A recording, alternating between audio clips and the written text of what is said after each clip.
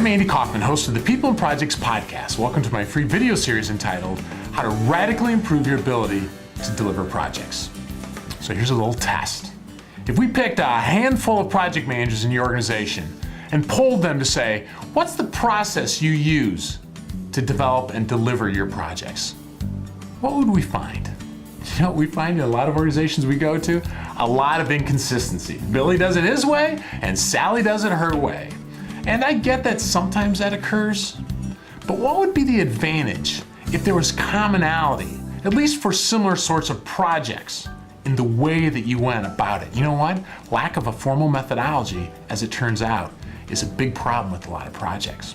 Now, of course, the issue isn't go and get as thick a methodology as possible. That's not what we're talking about. But some of the advantages we hear and we find is a methodology provides a roadmap. And if you don't have that roadmap, when you give it to Billy, Billy's going to do it his way. Sally's going to do it her way. But if they have this roadmap, they know where to start. They know what's expected. And also, a good methodology, once again, not too formalized, but just formalized enough, will allow you to get more interchangeability across your staff. Let me give you an example. A couple years back, we bought a car from a dealership that was owned by AutoNation. Now, I don't know that much about AutoNation, but my understanding is they own hundreds of dealerships all across the US. And I was talking to the business manager when I was sitting down with him. I said, how hands-on is AutoNation with your dealership? You know what he said?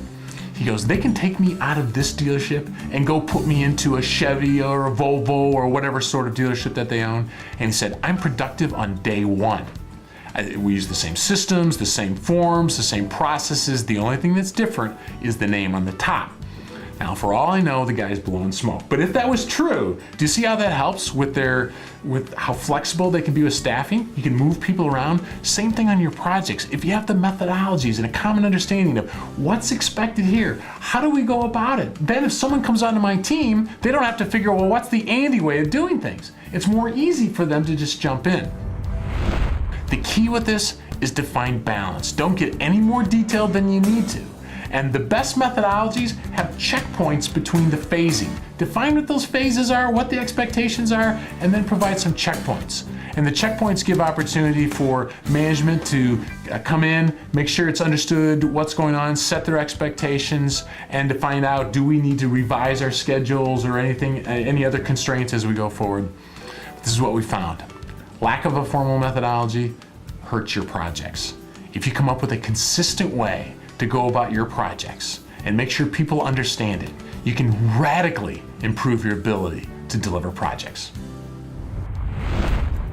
Hey, take a minute to visit us online at freeprojectmanagementvideos.com. You'll get exclusive access to our free video series entitled 20 Ways to Radically Improve Your Ability to Deliver Projects. We'll see you there.